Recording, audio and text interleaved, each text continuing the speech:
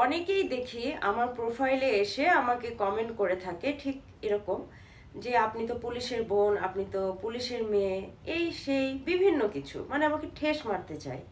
বর্তমান প্রেক্ষাপটকে কেন্দ্র করে যারা পুলিশকে গালিগালাজ করছেন, আমি সবার উদ্দেশ্যে একটা কথা বলতে চাই যে সাধারণ জনগণের মধ্যে যদি ছাত্রলীগ, ছাত্র সমাজ, জামাত, শিবির এগুলো থাকতে পারে, তাহলে পুলিশের মধ্যেও আছে, সব প্রফেশনে আছে, আর ভালো মন্দ সব জায়গাতেই আছে। কেমন একজন একটা অন্যায় করলো বা একজন একটা ভুল করলো দেখে যে সম্পূর্ণ পুলিশ গোষ্ঠী খারাপ এমনটি নয়।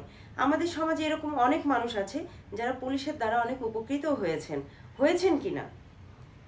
তাহলে একটা ঘটনাকে প্রেক্ষাপট করে সবাই আমাকে কেন, মানে কিছু কিছু মানুষ, সবাই না, কিছু কিছু মানুষ আমাকে কেন ঠেস মারতে আসছেন? ভাই, আমার বাপ ভাই পুলিশ, আমি প্রাউড করি, কারণ আমি আমার বাবার কাছ থেকে কোনো খারাপ শিক্ষা পাইনি, আমি আমার ভাইয়ের কাছে থেকে কোনো খারাপ কখনো কিছু পাই নাই, তো আমি কেন প্রাউড করব না? আর আপনারা যারা এই ধরনের মন্তব্যগুলো করেন, আপনারা আসলে আপনাদের বিবেক হারিয়ে ফেলেছেন। সব জায়গাতেই আসলে ভালো মন্দ আছে। কোনো একটা বিষয়কে ইস্যু করে আরেকজনকে এ ধরনের ঠেস মারা, আমি জানি এটা উদ্দেশ্য প্রণোদিত। আমার খুব কাছের বা দূরের যারা আমাকে একটু ডিমোটিভেট করতে চায় বা যারা আমাকে দেখলে খুব জ্বলে, যাদের খুব হিংসা হয়, তারা এই ধরনের কার্যকলাপগুলো করে। তবে তাদেরকে উদ্দেশ্যে আমি বলছি, এগুলো স্টপ করেন।